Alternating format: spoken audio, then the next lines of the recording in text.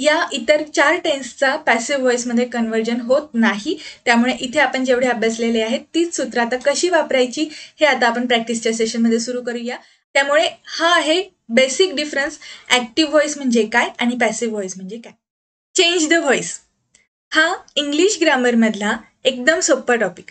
पण याच्यावरती जेव्हा प्रश्न येतात त्यावेळेस आपले विद्यार्थी गडबडून जातात आणि व्हॉइसचे प्रश्न आले म्हणजे खूप अवघड विचारलं असं वाटतं.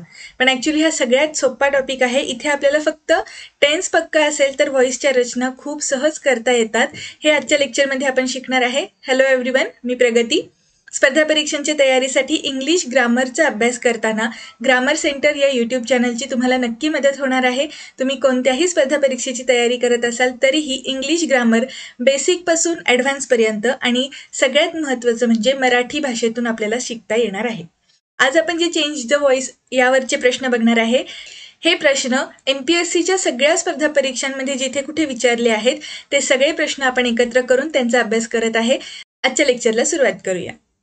व्हॉइस हा टॉपिक ज्यावेळेस आपल्याला कोणत्याही स्पर्धा परीक्षेमध्ये विचारलेला असतो त्यावेळेस आपल्याला एकतर पॅसिव्ह व्हॉइसचं रूपांतर ॲक्टिव्ह व्हॉइसमध्ये करा असं विचारतात किंवा 80% ऑफ द टाइम ॲक्टिव्ह व्हॉइसमधलं वाक्य पॅसिव्ह व्हॉइसमध्ये चेंज करा असंच विचारलेलं असतं. ग्रामर सेंटरच्या आपल्या या यूट्यूब चॅनलवर आपण जी PYQ सिरीज कंडक्ट करत आहे यामध्ये आपण मागच्या साधारण 4-5 वर्षातले जे प्रश्न असतील त्याच्यावरती मेन फोकस करणार आहे. कारण हा जो रिसेंट पॅटर्न आहे यावरती आता आपल्याला प्रश्नांचं स्वरूप काय आहे हे आपल्याला लक्षात येईल. तुम्हाला जर MCQची प्रॅक्टिस करायची असेल तर त्यासाठी आपला टेलिग्राम चॅनल आहे आणि हा सेम नावाने आपला टेलिग्राम चॅनल आहे. त्या चॅनलची लिंक डिस्क्रिप्शन बॉक्समध्ये दिलेली आहे. इथे तुम्हाला इंग्लिश ग्रामरचे सगळे MCQs एका ठिकाणी बघायला मिळतील.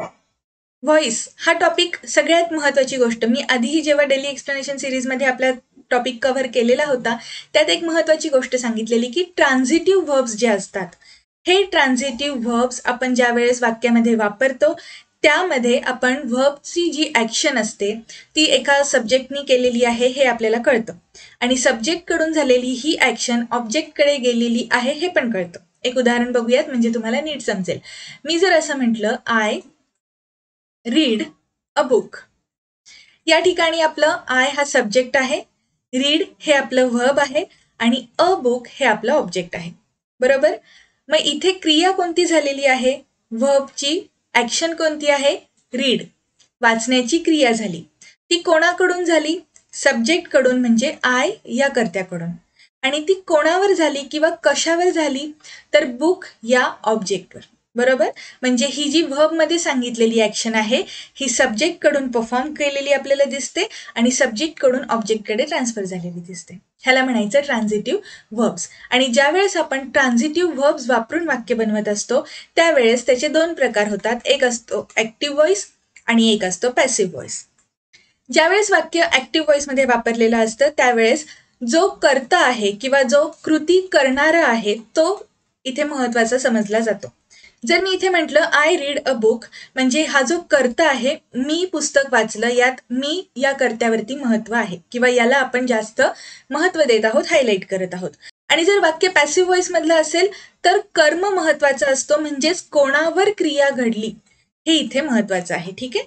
आणि जर मी म्हटलं आय रीड अ बुक याऐवजी जर मी म्हटलं a book is read by me, या ठिकाणी हे पुस्तक वाचलं गेलं हे महत्त्वाचं आहे ना की कर्ता. त्यामुळे हा आहे बेसिक डिफरन्स ॲक्टिव्ह व्हॉइस म्हणजे काय आणि पॅसिव्ह व्हॉइस म्हणजे काय. इतकं डिटेलमध्ये शिकल्यानंतर आता तुम्हाला ॲक्टिव्ह व्हॉइस आणि पॅसिव्ह व्हॉइस म्हणजे काय याच्यात कन्फ्युजन होणार नाही.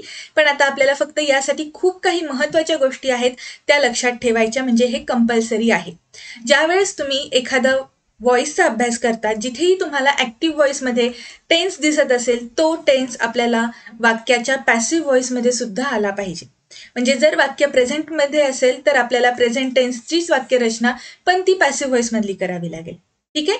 टेन्स हा वाक्यामध्ये खूप महत्त्वाचा रोल प्ले करतो कारण तुम्हाला हेल्पिंग व्हर्ब्स कोणते वापरायचे, नक्की एमेजार वापरायचं, वॉजवेअर वापरायचं का शाल विल वापरायचं, यापैकी कोणतं हेल्पिंग व्हर्ब वापरायचं किंवा एखादं मोडाल असेल तर ते वापरताना वाक्याचा टेन्स कोणता आहे हे आपल्यासाठी महत्त्वाचं आहे. आणि टेन्स कोणता हे एकदा तुम्हाला आयडेंटिफाय झालं तर ऑप्शन एलिमिनेशनला सुद्धा ही खूप हेल्पफुल आहे.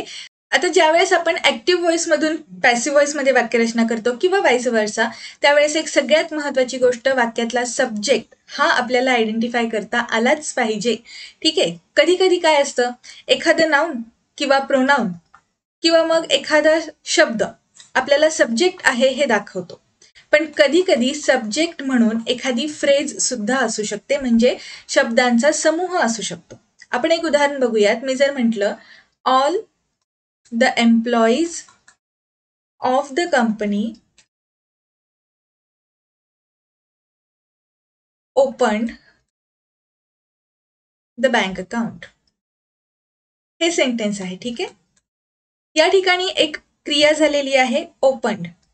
ठीक आहे. ही क्रिया कोणाकडून केली गेली? All the employees of the company. ठीक आहे. ही क्रिया कोणाकडून झाली हे सांगणारा जो आपला सब्जेक्ट असतो तो आपल्याला एकत्र घेणं महत्वाचं आहे. ठीक आहे. तरच तुम्ही पॅसिव्ह व्हॉइसमध्ये वाक्यरचना करू शकता. त्यामुळे तुम्हाला या गोष्टींचा सुद्धा जास्त विचार करावा लागेल. त्यानंतर एक महत्वाची गोष्ट ती म्हणजे आपल्याला ऑब्जेक्ट सुद्धा आयडेंटिफाय करता आला पाहिजे. जसं आपण सब्जेक्ट मोठा असतो तसं बघितलं, त्याचप्रमाणे ऑब्जेक्ट सुद्धा कधी कधी फ्रेजेसमध्ये येऊ शकतात. त्यामुळे तुम्हाला ऑब्जेक्ट सुद्धा आयडेंटिफाय करता आला पाहिजे. आपण याचं पण एक एक्झाम्पल बघूयात. आपण एक सेंटेन्स बघूयात. आपण जर असं म्हटलं, Mahi does singing, dancing and painting. या ठिकाणी आपले जे ऑब्जेक्ट्स आहेत हे सिंगिंग, डान्सिंग अँड पेंटिंग हे ऑब्जेक्ट आहेत, कारण ही जी करण्याची कृती आहे ही माहीकडून झालेली आहे, पण ती कोणावर होते? सिंगिंग, डान्सिंग आणि पेंटिंग या क्रियांवरती. ओके. त्यामुळे जर आपण हे वाक्य पॅसिव्ह व्हॉइसमध्ये बनवायचं असेल तर आपल्याला असं म्हणावं लागेल, singing, dancing and painting are done by Mahi. Okay. त्यामुळे इथे एक महत्वाची गोष्ट, आपल्याला ऑब्जेक्ट सुद्धा मोठा असा इलॅबोरेट केलेला असू शकतो. त्यामुळे त्याचा सुद्धा आपण विचार करत असताना हा एकत्रच आला पाहिजे व्हॉइसमध्ये चेंज करताना. ज्यावेळेस आपण वाक्य ऍक्टिव्ह व्हॉइसमधून पॅसिव्ह व्हॉइसमध्ये कन्वर्ट करतो त्यावेळेस आपण सब्जेक्टच्या आधी एक प्रिपोजिशन वापरत असतो, आणि खूप वेळा मोस्ट ऑफ द टाइम्स ते प्रिपोजिशन असतं बाय. पण प्रत्येक वेळी बाय हेच प्रिपोजिशन असेल असं नाही. म्हणजे ज्यावेळेस आपल्याकडे जो कर्ता दिलेला आहे वाक्यामध्ये हा कोण आहे याबद्दल आपल्याला माहिती नाही, म्हणजेच तो कर्ता आपल्यासाठी इनडेफिनेट असेल किंवा इन जनरल त्याचा वापर झाला असेल, तर अशा सेंटेन्सेसमध्ये तो जो सब्जेक्ट आहे तो आपण गाळू शकतो.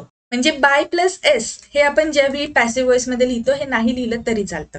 त्यामुळे अशा सुद्धा वाक्यांचा आपल्याला विचार करायचा आहे जर ऑप्शनमध्ये तसा ऑप्शन दिलेला असेल तर. आता एक महत्वाची आणि शेवटची गोष्ट ती म्हणजे मीनिंग.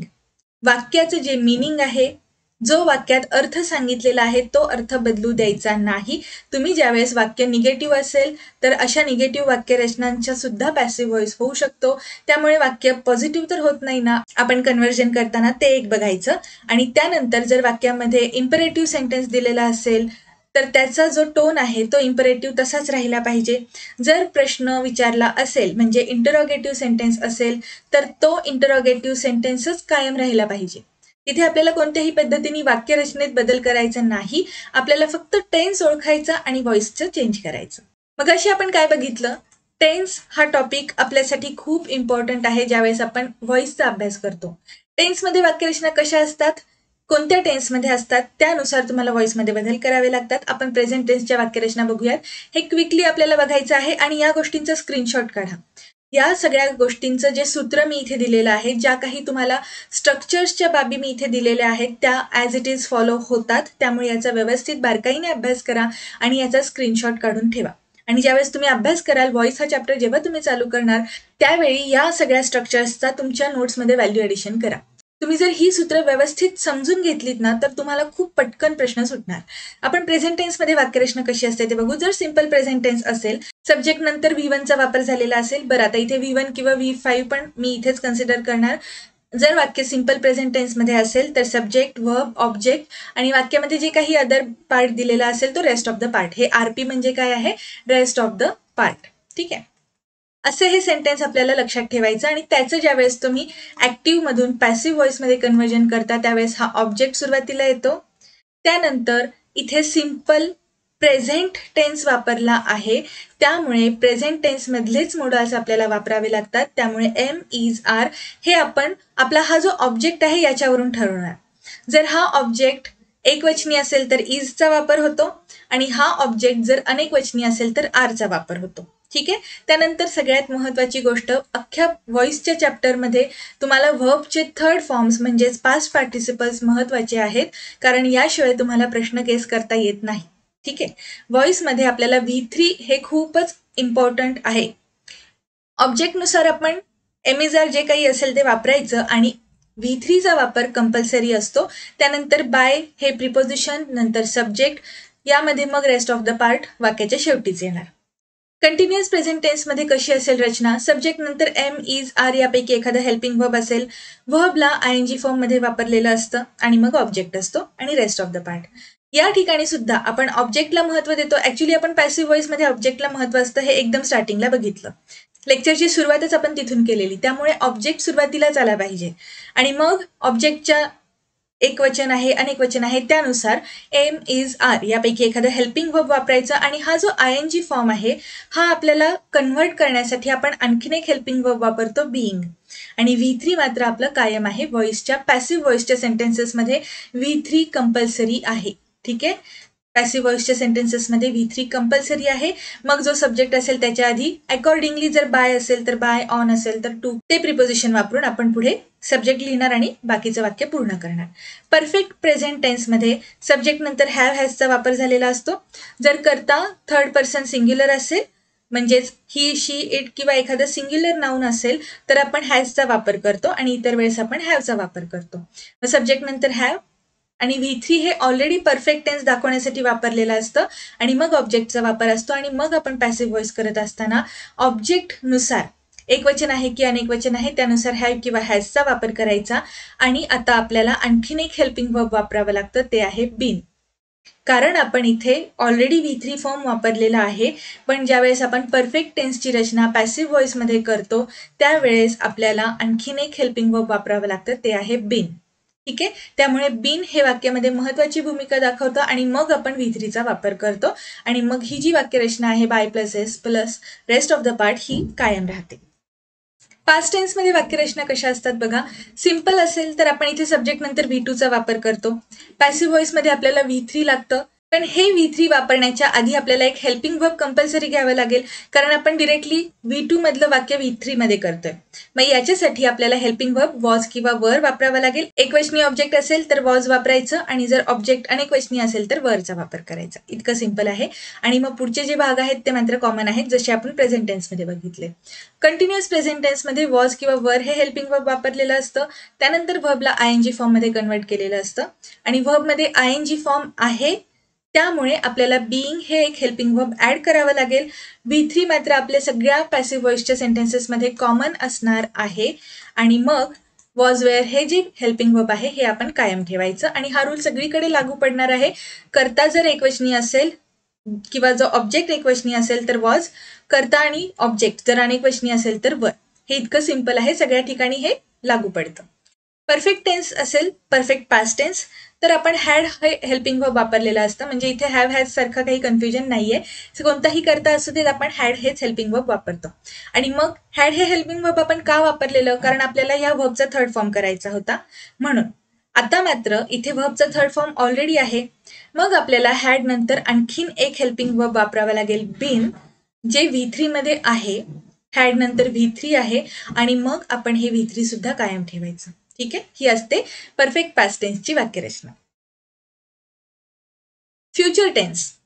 सिंपल फ्युचर टेन्स असेल तर शाल प्लस विलचा वापर झालेला असतो. सब्जेक्ट नंतर करता जर आय किंवा वी असेल तर शालचा वापर होतो आणि जर इतर कर्ते असतील तर आपण विलचा वापर करतो. इथे V1 असतं हे कंपल्सरी लक्षात ठेवा. आणि याचं ज्यावेळेस आपण पॅसिव्ह व्हॉइसमध्ये कन्व्हर्जन करतो त्यावेळेस ऑब्व्हियसली आपण ऑब्जेक्टला महत्त्व देतो म्हणून ऑब्जेक्ट आधी, ऑब्जेक्टनुसार आपल्याला शाल किंवा विल वापरावं लागेल. त्यानंतर एक महत्त्वाची गोष्ट आहे, आता आपण शाल विल नंतर डिरेक्टली V3चा वापर करू शकत नाही म्हणून आपल्याला इथे मदत करण्यासाठी बी हे हेल्पिंग वर्ब घ्यावं लागेल. ओके. परफेक्ट फ्युचर टेन्सची वाक्यरचना करत असताना शाल विलचा वापर होतो, पण शाल विल नंतर हॅव सुद्धा वाक्यात वापरलेलं असतं आणि मग V3चा वापर होतो. ठीक आहे. हे खूप महत्त्वाचं आहे. इथे आपण ऑलरेडी हॅव आणि V3 वाक्यात वापरलेलं आहे शाल विल या हेल्पिंग वर्ब्स नंतर. आणि मग आता आपल्याला जर कन्व्हर्जन करायचं असेल तर आपल्याला इथे एकूण 4 पद्धतीचे व्हर्ब्स वापरावे लागतात. म्हणजे शाल विल हे यातलं एखादं हेल्पिंग व्हर्ब, हॅव हे एक हेल्पिंग व्हर्ब, बीनचा सुद्धा वापर होतो आणि मग V3चा वापर होतो. त्यामुळे ज्यावेळेस परफेक्ट फ्युचर टेन्सच्या वाक्यरचना असतात त्यावेळेस खूप फोकस असावा लागेल आपल्याला, की आपण ज्यावेळेस प्रश्नांमध्ये ऑप्शन सिलेक्ट करतो त्यावेळेस घाई गडबडीमध्ये आपल्याकडून एखादा शब्द मिस व्हायला नको. ओके, आता इथे जे काही मी टेन्स सांगितलेले आहेत तेवढेच फक्त टेन्स पॅसिव्ह व्हॉइसमध्ये कन्वर्ट होतात. या व्यतिरिक्त जे काही perfect continuous present, perfect continuous past, perfect continuous future, continuous future या इतर 4 टेन्सचा पॅसिव्ह व्हॉइसमध्ये कन्व्हर्जन होत नाही. त्यामुळे इथे आपण जेवढे अभ्यासलेले आहेत तीच सूत्र आता कशी वापरायची हे आता आपण प्रॅक्टिसच्या सेशनमध्ये सुरू करूया. आजच्या प्रॅक्टिस सेशनमध्ये फार डिटेलमध्ये एक्सप्लेनेशन नसेल, कारण आपल्याला आता प्रॅक्टिस करत असताना अप्रोच कसा बिल्ड करायचा किंवा प्रॅक्टिकली आपण जी सूत्र आता बघितली ती कशी अप्लाय करायची याबद्दल डिस्कशन करायचं. आता एक महत्त्वाची गोष्ट, जी लेटची वाक्य असतात किंवा मग काही प्रश्न असतात त्यांचं कन्व्हर्जन कसं करायचं त्याचं एक्सप्लेनेशन तिथे दिलेलं असेल. जो प्रश्न आपण बघत आहे तिथे गरज पडेल तिथे एक्सप्लेनेशन मिळेल तुम्हाला. प्रॅक्टिसला सुरुवात करूयात. एकदम पहिला प्रश्न आहे, identify the correct sentence or sentences in passive voice. Sentence passive व्हॉइसमध्ये आहे का ते विचारलंय, म्हणजे इथे आपल्याला V3 असणं कंपल्सरी आहे. हे आता लक्षातच ठेवायचं. सेंटेन्स पॅसिव्ह व्हॉइसमध्ये मग आपण जे ऑप्शन्स दिलेत त्यात V3 शोधायला सुरू करायचं. टेकन हे V3 आहे, टेक V3 आहे का नाही. त्यानंतर टोल्ड V3 आहे, बरोबर. इन्व्हायटेड हे सुद्धा V3 असू शकतं. म्हणजे V2 आणि V3 मध्ये कन्फ्युजन होऊ शकतं, पण अशा वेळेस आपण हे कन्फ्युजन दूर करण्यासाठी आधी जे प्रेझेंट मधले आहेत ते व्हर्ब्स एलिमिनेट करून टाकायचे. म्हणजे ऑप्शन बी तर आपला चुकणार आहे. मग जिथे जिथे करेक्ट आहे असं सांगितलंय ते सगळे ऑप्शन जर आपण एलिमिनेट केले तर आता आपल्याकडे 2 ऑप्शन्स राहतात, A अँड C किंवा मग A, C अँड D. आता चेक करताना फक्त D सेंटेन्सेस चेक करायचं, बाकीचं चेक करायला जायचंच नाही. ठीक आहे. इथे काय वाक्य आहे, I was invited to go. Was नंतर इन्व्हायटेडचा वापर झालेला आहे. हेल्पिंग व्हर्ब नंतर, ठीक आहे, हेल्पिंग व्हर्बच्या नंतर V3चा वापर झालेला आहे. त्यामुळे ही वाक्यरचना बरोबर आहे. ही वाक्यरचना पॅसिव्ह व्हॉइसची आहे. मग आपण D करेक्ट आहे असं सांगणारं आन्सर सिलेक्ट करूयात. क्वेश्चन नंबर फर्स्टचा आन्सर असेल ऑप्शन 4. पुढचा प्रश्न बघूया. आपला पुढचा प्रश्न आहे, has anybody shown you what to do. Interrogative sentence आहे, क्वेश्चन आहे आणि वाक्यामध्ये क्वेश्चनच कायम राहिला पाहिजे, हे महत्वाचं. स्टेनो ऑनलाईन 2022च्या परीक्षेत हा प्रश्न विचारलेला होता. Change the above sentence into passive voice. हे वाक्य ऍक्टिव्ह व्हॉइस मध्ये आहे आणि तरीही इथे V3चा वापर दिसतो. म्हणजे हॅज हे परफेक्टिव्ह मॉडेल वापरलेलं आहे किंवा परफेक्ट हेल्पिंग वर्ब आहे, त्यामुळे आपल्याला शोनचा वापर दिसतो. त्याच्यामुळे V3ची ट्रिक इथे आत्ता कामाला येत नाहीये. पण एक महत्वाची गोष्ट, जर तुम्हाला वाक्यातले सब्जेक्ट आणि ऑब्जेक्ट आयडेंटिफाय करता येत असतील तरच तुम्हाला असे प्रश्न सुचू शकतात. आणि हे किती महत्वाचं आहे हे आता आपण बघूयात. वाक्याचा अर्थ बघा. Has anybody shown you what to do. काय करायचं हे तुला कोणी सांगितलं आहे का किंवा दाखवलेलं आहे का, बरोबर.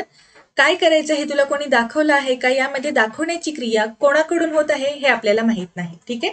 आपल्यासाठी हे इनडेफिनेट सब्जेक्ट असणार आहे. म्हणजे वाक्यातला सब्जेक्ट इनडेफिनेट आहे, पण ही क्रिया दाखवण्याची कोणावर झालेली आहे, तुला दाखवलं का असं म्हणतोय ना आपण. त्याच्यामुळे यू हे आपलं ऑब्जेक्ट आहे आणि जिथे आपण ऑब्जेक्टनी वाक्याची सुरुवात करतो ते आपलं पॅसिव्ह व्हॉइस मधलं सेंटेन्स असणार. आता एक महत्वाची गोष्ट, वाक्यामध्ये हॅजचा वापर झालेला आहे. हा एक इंटरोगेटिव्ह सेंटेन्सचा प्रकार आहे. तर आपल्याला या वाक्यरचना कायम ठेवायच्या आहेत आणि हॅव किंवा हॅज यापैकीच एखादं हेल्पिंग व्हर्ब वापरावं लागेल, कारण प्रेझेंट टेन्स मधलं वाक्य आहे. आणि प्रश्न विचारण्याची सुरुवात जर व्हर्बनी झाली असेल तर आपल्याला इथे पॅसिव्ह व्हॉइस मध्ये पण तीच रचना फॉलो करावी लागणार. ठीक आहे. आणि मग इथे आता आपल्याला ऑब्जेक्ट काय आहे हे कळलेलं आहे. मगाशीच आपण बघितलं की यू हा ऑब्जेक्ट आहे. मग यू जर वाक्यामध्ये ऑब्जेक्ट दाखवत असेल तर अशा वाक्यरचना कुठे आहेत बघूयात. पहिलं वाक्य आहे हॅज एनीबडी. यातलं हे जे एनीबडी आहे हे इनडेफिनेट आहे आणि आपला सब्जेक्ट इनडेफिनेट आहे. सब्जेक्ट वापरला गेला त्यामुळे हे वाक्य चुकलं. त्यानंतर मी आता काय सांगितलं की इथे हॅव किंवा हॅजच वापरले गेलं पाहिजे. जे हेल्पिंग वर्ब दिलेलं आहे ते त्या टेन्सनुसार कायम राहणार. त्यामुळे आपण हा सुद्धा प्रश्न एलिमिनेट करूयात, म्हणजे चौथा ऑप्शन सुद्धा गेला. मग आता हॅव यू आणि हॅवंट यू दोन्हीतलं वाक्य कोणतं इतकंच ओळखायचंय. बाकी पुढचं आपण वाचत सुद्धा नाहीये. आपल्याला फक्त आता इथे हॅव यू वापरायचं का हॅवंट यू इतकंच कळावं लागेल. आणि त्यासाठी मी मगाशी तुम्हाला काय सांगितलेलं, मीनिंग, वाक्याचं मीनिंग अजिबात बदलता कामा नये. जर वाक्य पॉझिटिव्ह असेल, अफर्मेटिव्ह असेल तर आपल्याला ते तसंच वापरावं लागेल. जर वाक्य निगेटिव्ह असेल तर त्याचं पॅसिव्ह व्हॉइसमध्ये कन्व्हर्जन करताना निगेटिव्ह सेंटेन्स कायम राहिलं पाहिजे. आणि हे वाक्य आपल्याला निगेटिव्ह आहे असं दिसत नाहीये, सांगितलेलं पण नाहीये, त्यामुळे आपण ऑप्शन सेकंड हे आपला आन्सर म्हणून सिलेक्ट करूयात. क्वेश्चन नंबर सेकंडचा आन्सर असणार आहे ऑप्शन 2. पुढचा प्रश्न बघूयात. आपला पुढचा प्रश्न आहे identify the sentences or sentence in correct passive voice. Correct passive voice विचारलेला आहे.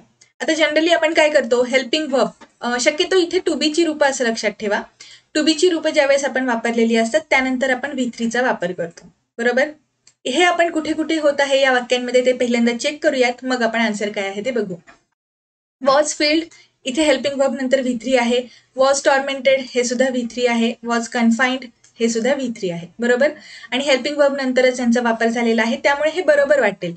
ही V3ची जी ट्रिक आहे किंवा हे जी ऍक्शन आहे ही तिन्ही पण ठिकाणी लागू पडते हे दिसतंय, पण आपल्याला असं ऑप्शनच दिलेला नाहीये की तिन्ही सेंटेन्सेस बरोबर आहेत म्हणणारे, बरोबर. A, B, C are correct असं कुठलाच ऑप्शन दिसत नाहीये आपल्याला. आपण उत्तरापर्यंत पोहोचायचं कसं? कारण इथे एक खूप महत्वाचा रूल आहे जो तुम्हाला खूपच कमी लोकांना हा रूल माहिती असणार आहे, आणि हा व्यवस्थित लक्ष देऊन बघा किंवा ऍटलिस्ट हा क्वेश्चन समजून झाल्यानंतर त्याचा स्क्रीनशॉट तरी काढा, कारण हे खूप महत्वाचं आहे. आणि कितीही चांगली चांगली पुस्तकं वापरली तरीही तुम्हाला हा रूल कुठेच सापडणार नाही. हा रूल काय आहे ते बघा. एखादी वस्तू किंवा एखादी गोष्ट ज्या वेळेस आपण कर्ता म्हणून वाक्यामध्ये वापरलेला असतो आणि त्याचं जेव्हा आपण पॅसिव्ह व्हॉइसमध्ये कन्व्हर्जन करतो त्यावेळी आपण जे बाय लिहून वापरत असतो ना, म्हणजे सब्जेक्ट जो आपला बाय नंतर आपण वापरतो, या बाय प्रिपोजिशनच्या आधी शक्यतो विथचा वापर होतो, ठीक आहे. म्हणजे आता इथे विथ स्मोक आहे, विथ फीवर, किंवा मग तुम्ही विथ पेंट असं पण म्हणू शकता. एखादी वस्तू किंवा एखादी गोष्ट आपण कर्ता म्हणून वापरलेली असेल तर त्याच्या पुढे पॅसिव्ह व्हॉइस करत असताना विथ या प्रिपोजिशनचा वापर होतो. आता या सगळ्या सेंटेन्सेसचा ऍक्टिव्ह व्हॉइस आपण आधी बघूयात, कारण हा प्रश्न थोडासा महत्वाचा आहे आणि याचं एक्सप्लेनेशन शक्यतो कुठे अवेलेबल होणार नाही, म्हणून हा प्रश्न व्यवस्थित लक्ष देऊन बघा. जर आपण म्हटलं की स्मोकनी सगळी रूम किंवा सगळी झोपडी व्यापलेली होती, ठीक आहे, म्हणजे धुरानी रूम व्यापली होती. त्यानंतर तहानेनी मूल व्याकुळ होतं. टॉर्मेंटचा अर्थ काय असतो, व्याकुळ असणे किंवा मग यातना होणे, दुःख होणे, कष्ट होणे, अशा पद्धतीने टॉर्मेंट हा शब्द असतो. तहानेनी मूल व्याकुळ होतं. धुराने हट झोपडी व्यापलेली होती. तापाने ती बेडवरती पडून होती. आता कन्फाईनचा अर्थ असतो की एका जागेत मर्यादित राहणं किंवा रिस्ट्रिक्शन्स बंधनात असणं, ठीक आहे, म्हणजे ती फक्त बेडवरच होती अशा अर्थाने हे वापरलेलं आहे. मग इथे आपण हे जे करते आहेत हे आता मी सगळी वाक्य तुम्हाला ऍक्टिव्ह व्हॉइसमध्ये बनवून दाखवली, त्यामुळे हे सगळे व्हर्ब्स बरोबर आहेत. फील्ड, टॉर्मेंटेड, कन्फाईन्ड हे सगळे व्हर्ब्स आहेत आणि ते ऍक्टिव्ह व्हॉइसमधले पॅसिव्ह व्हॉइसमध्ये करताना विथचा वापर करणं गरजेचं होतं, त्यामुळे हे जे बाय प्रिपोजिशन वापरले हे चुकलं. मग सेंटेन्स बी करेक्ट आहे म्हणणारे आपण ऑप्शन्स एलिमिनेट केले, आणि मग जे राहतात ऑप्शन्स ओनली ए किंवा मग ओनली ए अँड सी, यामध्ये सी सेंटेन्स करेक्ट आहे हे आपण बघितलं, त्यामुळे हे सेंटेन्स सुद्धा करेक्ट आहे, कारण इथे विथचा वापर आहे, इथे सुद्धा विथचा वापर झालेला आहे. फक्त बायच्या जागी विथ वापरलं असतं तर हे सेंटेन्स सुद्धा करेक्ट असलं असतं, पण आपल्याला हे इनकरेक्ट दिसत आहे. मग क्वेश्चन नंबर 3चा आन्सर आपण काय लिहूयात, ऑप्शन 3. आय होप तुम्हाला हा प्रश्न आवडला असेल, याचं एक्सप्लेनेशन तुम्हाला आवडलं असेल. तुम्हाला जर या सगळ्या लेक्चर्सची हेल्प होत असेल तर प्लीज व्हिडिओला लाईक नक्की करा आणि तुमच्या फ्रेंड्ससोबत सुद्धा जास्तीत जास्त शेअर करा. पुढचा प्रश्न बघूयात. Question number 4, choose the incorrect passive option or options of the following sentence. खाली एक सेंटेन्स दिलेला आहे, याचं आपल्याला पॅसिव्ह व्हॉइसमध्ये कन्व्हर्जन करायचं, पण जो सेंटेन्स इनकरेक्ट असेल ते आपला आन्सर असणार आहे, ठीक आहे. हे कीवर्ड आहे इनकरेक्ट शब्द, इनकरेक्ट वाक्य आपल्याला ओळखायचं आहे, ठीक आहे. तर आता इथे आपण बघत आहे he urge the council to reduce the rates. या ठिकाणी आता आपण V3चा वापर कुठे झालेला आहे ते शोधूयात, म्हणजे आपल्याला बऱ्यापैकी आन्सर्स एलिमिनेट करताना उपयोग होईल. आता इथे जर सेंटेन्स फर्स्ट बघितलं तर इथे वॉज अर्ज दिलेलं आहे, हे बरोबर आहे, आणि ऑप्शन बी मध्ये वॉज अर्ज दिलेलं हे बरोबर आहे, ठीक आहे. V3 तर दोन्हीकडे कन्फर्म होतं. त्यानंतर एक महत्वाची गोष्ट, इथे काउन्सिल हा शब्द वापरलेला आहे आणि दोन्हीही हेल्पिंग वर्ब्स करेक्ट आहेत असं आता मी म्हटलं. ऍक्च्युली काय आहे, काउन्सिल हा शब्द आहे कलेक्टिव्ह नाउन, आणि काउन्सिल हा शब्द जर आपण एक युनिट म्हणून, एक संघ म्हणून वापरला तर आपण तो सिंग्युलर म्हणून कन्सिडर करणार, आणि जर त्या काउन्सिलमध्ये समजा वेगवेगळी माणसं असतील, त्यांच्यामध्ये समजा भिन्नता असेल तर आपण त्यांना एकत्र नाही अशा अर्थाने प्लुरल सुद्धा कन्सिडर करतो. मग आता इथे आपल्याला क्लिअरली कळत नाहीये की काउन्सिल हा शब्द सिंग्युलर आहे का प्लुरल आहे, म्हणून हे दोन्ही फॉर्म्स जे आहेत वॉज आणि वर वापरलेले ते आपण बरोबर आहेत असं कन्सिडर करूयात, ठीक आहे. हे आपल्याला कळलं. V3 ची ही वाक्यरचना कन्फर्म होत आहे आणि याच वाक्यामध्ये आपण ऑब्जेक्ट बरोबर वापरला आहे का हे कळण्यासाठी पण महत्वाची गोष्ट आहे. एक बघा, अर्ज हे आपलं व्हर्ब आहे. अर्ज मध्ये जी क्रिया झालेली आहे ती ही ह्या कर्त्याकडून झाली आणि ती कोणावर झाली? काउन्सिलवर झाली. म्हणजे काउन्सिल हा ऑब्जेक्ट आहे. त्यामुळे हे दोन्ही पद्धतीने वाक्य बरोबर होत आहे. मग आता एक महत्वाची गोष्ट, इथे ए आणि बी जर आपल्याला करेक्ट असेल तर मग इनकरेक्ट आहेत असं सांगणारे ऑप्शन्स आपल्याला बघावे लागतील. मग आता एक करेक्ट आहे, तो इनकरेक्ट नाही, त्यामुळे हे तीन ऑप्शन्स आपले एलिमिनेट होतात आणि आपलं जे आन्सर आहे ते आपल्या समोर आहे. क्वेश्चन नंबर 4चा आन्सर असणार आहे आन्सर ऑप्शन 3. ऍक्च्युली हा प्रश्न खूप ट्रिकी होता. तुम्हाला फक्त काउन्सिल हा शब्द कलेक्टिव्ह नाऊन आहे एवढंच कळणं महत्वाचं होतं आणि कलेक्टिव्ह नाऊनच्या बाबतीत आता इथून पुढे पण लक्षात ठेवायचं, जर असा काही प्रश्न आला तर सिंग्युलर प्लुरल दोन्ही पद्धतीने कन्सिडर करून बघायचा. ऑप्शन एलिमिनेशन टेक्निक वापरून आपल्याला आपलं उत्तर मिळत आहे. पण इथे जे सी सेंटेन्स आहे हे करेक्ट कसं हे समजून घेऊयात, कारण भविष्यामध्ये जर असा एखादा प्रश्न आला आपल्याला तर आपल्याला इथे कन्फ्युजन व्हायला नको आणि हा पॅटर्न समजून घ्यायचा असतो. पीवायक्यूचा अभ्यास करायचा म्हणजे नक्की काय करायचं, आयोगाने कोणते प्रश्न बरोबर दिलेले आहेत, कोणत्या प्रश्नांना किंवा कोणत्या सेंटेन्सेसच्या स्ट्रक्चरला त्यांनी चुकीचं म्हटलेलं आहे हे आता अभ्यास करताना लक्षात ठेवायचं. ठीक आहे. आता ज्यावेळेस तुम्ही पीवायक्यू अनालिसिस करत असता त्यावेळेस तुमच्याकडे वेळ आहे आणि या सगळ्या करेक्ट सेंटेन्सेससाठी एक सेपरेट नोट करा. म्हणजे एक अशीच गोष्ट ठेवा, तुमच्या ज्यावेळेस इंग्लिश ग्रामरचे नोट्स करत असतात त्यावेळेस सेपरेट ठेवायचं की जे ट्रेडिशनल मेथडनी कधीतरी आपण चुकेल असं कन्सिडर करूयात, पण आयोगाने ते बरोबर दिलेलं आहे तर मग आपण ते सेंटेन्स किंवा तशी जी वाक्यरचना आहे, व्हॉइस बद्दलच नाही सांगते मी, कोणत्याही टॉपिक बद्दल, ती एका सेपरेट ठिकाणी नोंद करून ठेवा. कारण या गोष्टींचा फायदा तुम्हाला परीक्षेमध्ये होणार. जिथे सगळे विद्यार्थी चुकू शकतात तिथे तुम्हाला बेनिफिट मिळणार. ठीक आहे, त्यामुळे ही गोष्ट करायची, आवर्जून करायची सगळ्यांनी. आता एक महत्वाची गोष्ट, सेंटेन्स सी बद्दल आपण बघत आहे. हे सेंटेन्स आयोगाने करेक्ट दिलेलं आहे. आपण काय म्हटलेलं की ऑब्जेक्टनी सुरुवात होते. पहिल्या 2 वाक्यांमध्ये ऑब्जेक्टनी सुरुवात झाली, बरोबर. आता तो काउन्सिलकडे आग्रह करत आहे. अर्ज करणे म्हणजे काय? आग्रह करणे. तो काउन्सिलकडे आग्रह करत आहे की the rates should be reduced. इथे सुद्धा V3 चा वापर झालेला आहे. बी नंतर V3 चा वापर म्हणजे हे सुद्धा पॅसिव्ह व्हॉइसच आहे. ओके, मग अशी आपण शाल, विल, बी आणि V3 ही वाक्यरचना सिंपल फ्युचर मध्ये बघितलेली आठवते का? किंवा परत एकदा ती स्लाइड बघा, तुम्ही पाठीमागे व्हिडिओ रिवाइंड करा, सुरुवातीला आपण डिस्कस केलेला आहे ते बघा. इथे आपण बी नंतर V3 चा वापर केलेला आहे, त्यामुळे हे सेंटेन्स सुद्धा पॅसिव्ह व्हॉइसच आहे. आणि महत्वाची गोष्ट, काउन्सिलकडे त्यांनी आग्रह केलेला आहे किंवा एखादी गोष्ट सुचवलेली आहे म्हणून शुड हे आपण पोलाइटली वापरलेलं किंवा सूचना करण्यासाठी वापरलेलं मोडाल आहे. ठीक आहे, दॅट हे कंजंक्शन वापरून मग पॅसिव्ह व्हॉइस करण्यात आलेलं आहे. त्यामुळे हे वाक्य ऍक्च्युली ऍक्टिव्ह व्हॉइस मधलं नाही. त्यामुळे हे वाक्य करेक्ट आहे हे आपल्याला आपल्या ज्या V3च्या फॉर्मवरून जे आपण शोधत आहे ते पण कळलंच असतं, तरीही आपण ते डिटेलमध्ये बघितलेलं आहे. आता आपण पुढचा प्रश्न बघूयात. Question number 5, identify the sentence written in correct passive voice. Correct passive voice मधलं वाक्य शोधायचं, V3 शोधायचं. ठीक आहे, आता इथे तुम्हाला V3 शोधता मी तुम्हाला सारखं सांगत आहे, पण मेन व्हर्बचंच V3 शोधा. ठीक आहे, हे एक महत्वाचं आहे. हेल्पिंग व्हर्ब नंतर हे V3 असेल, एवढं एक लक्षात ठेवा. आणखीन एक गोष्ट, हे मी मेन व्हर्बचं V3 शोधा का सांगते हे तुम्हाला वाक्य वाचल्यावर कळेल. आणि आपण जो 5th पॉईंट बघितला होता आपल्या एक्सप्लेनेशन मध्ये की कोणकोणत्या गोष्टींना महत्व द्यायचं, तर मिनिंगला सुद्धा महत्व दिलं पाहिजे. आपण सेंटेन्सेस वाचायला सुरुवात करूयात. Peter was taught to sing by mister Prince. Mister Prince कडून पीटरला गाणं शिकवलं जात होतं. शिकवण्याची क्रिया झालेली आहे, हे आहे आपलं मेन व्हर्ब आणि हे V3 मध्ये वापरलं. ओके, पुढचं सेंटेन्स काय आहे? Tim was started to respect by his colleagues. आता हिज कलिग्स रिस्पेक्टेड टीम असं असेल, बरोबर. टीम नावाची जी व्यक्ती आहे त्याला रिस्पेक्ट देण्याची क्रिया हे मेन व्हर्ब आहे आणि इथे 2+V1 वापरलेलं आहे, म्हणजे हे इन्फिनिटिव्ह मध्ये वापरलं, हे V3 मध्ये नाही आणि त्यामुळे हे सेंटेन्स इनकरेक्ट होईल. नेहमी समजून घ्या की आपण वाक्यामध्ये फक्त सब्जेक्ट, व्हर्ब, ऑब्जेक्ट वापरत असताना व्हर्ब हे मेन व्हर्ब आहे की नाही हे चेक करा.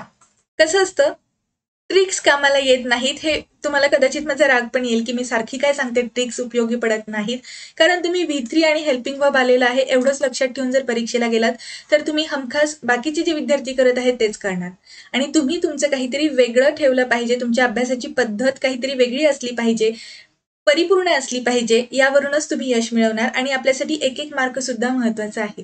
हल्ली तर पॉईंटमध्ये सुद्धा आपला कट ऑफ येतो, कधी कधी आपण कट ऑफच्या बाहेर होतो, त्यामुळे या गोष्टी सुद्धा मॅटर करतात. म्हणून एक महत्त्वाची गोष्ट लक्षात ठेवायची की ट्रिक्सच्या मागे लागायचं नाही.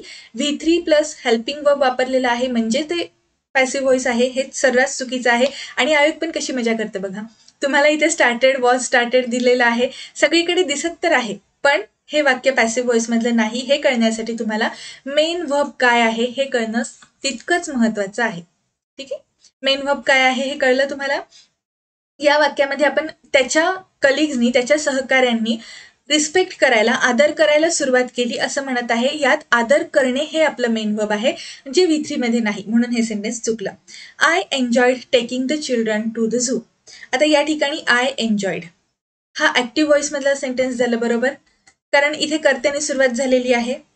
मी ही कृती केली, इथे सुद्धा एन्जॉय करणे हा एक मेन वर्ब आहे. मी कोणती क्रिया एन्जॉय केली? मुलांना झू मध्ये घेऊन जाणं, ही क्रिया मी एन्जॉय केली. आणि मग हे मेन वर्ब आहे एन्जॉय करणं, आणि त्याच्या आधी कर्ता वापरलेला आहे, मग हे ऍक्टिव्ह व्हॉइस झालं, त्यामुळे हे पॅसिव्ह व्हॉइसचं सेंटेन्स नाही. फोर्थ सेंटेन्स आहे they saw him climbing over the fence. इथे सॉ हे आपलं V2 आहे, त्यांनी बघितलं त्याला वर चढत असताना. इथे सुद्धा वर चढण्याची क्रिया जी आहे ती महत्वाची नाही, त्यांनी बघितलं हे महत्वाचं आहे. ठीक आहे, तुम्हाला मेन वर्ब्स आयडेंटिफाय करता येणं खूप महत्वाचं आहे. ठीक आहे, मेन वर्ब्स तुम्हाला कळत असतात, त्यावरून V3 शोधायचं, त्यामुळे हे सुद्धा सेंटेन्स इनकरेक्ट आहे. आता हे जे टेकिंग, क्लाइम्बिंग हे जे शब्द आहेत ना, हे इथे जिरंड फॉर्म मध्ये वापरलेले आहेत आणि ते ॲज अ नाऊन वापरलेले आहेत. आपलं जे जिरंडचं लेक्चर आहे डेली एक्सप्लेनेशन सिरीजचं, ते नक्की बघा. लिंक मी तुम्हाला डिस्क्रिप्शन बॉक्स आणि आय बटन दोन्हीकडे प्रोव्हाइड करत आहे, त्यामुळे तुम्ही हे लेक्चर नक्की बघा. यामध्ये तुम्हाला कळेल की प्रत्येक वेळी व्हर्बला ING फॉर्म लावलं म्हणजे ते व्हर्ब होतच असं नाही, ते कधी कधी जिरंड म्हणून सुद्धा वाक्यात काम करतं आणि जिरंडचे प्रकार वेगवेगळे असतात. ठीक आहे, त्यामुळे हे तुम्हाला तेव्हाच कळेल ज्यावेळेस तुमचा व्यवस्थित अभ्यास झालेला असेल. आपल्याला आपलं उत्तर मिळालेलं आहे. क्वेश्चन नंबर 5चा आन्सर असणार आहे आन्सर ऑप्शन फर्स्ट. आजच्या लेक्चरमध्ये आपण जे काही शिकलेलो आहोत त्याचं रिव्हिजन करा, कारण या गोष्टी खूप महत्त्वाच्या आहेत.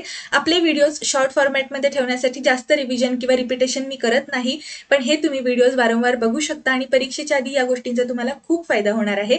मी तुम्हाला गॅरंटी देते की तुम्हाला ज्यावेळेस या प्रश्नांना उत्तरं देत असताना परीक्षेमध्ये हे प्रश्न समोर येतील, त्यावेळेस तुम्हाला या गोष्टी आपल्या आठवतील. आपल्या लेक्चरमध्ये आपण बघितलेली सूत्र असतील किंवा मग टेन्सचा वापरच कसा उपयोगी पडतो उत्तर शोधण्यासाठी, हे सुद्धा तुम्हाला कळेल. अशा पद्धतीने आपण व्हॉइसची ही सिरीज आता चालू केलेली आहे. जे महत्त्वाचे PYQ आहेत, शक्यतो 2015च्या नंतर विचारलेले जे PYQ आहेत ते आपण बघायला सुरू केलेलं आहे आणि आज आपला त्यातला पहिला पार्ट झालेला आहे. MPSCच्या आतापर्यंत झालेल्या सगळ्या परीक्षांमधले जे काही व्हॉइसचे प्रश्न असतील ते आपण फक्त प्रॅक्टिस म्हणून करणार आहे. उद्याच्या लेक्चरमध्ये भेटूयात. थँक्यू.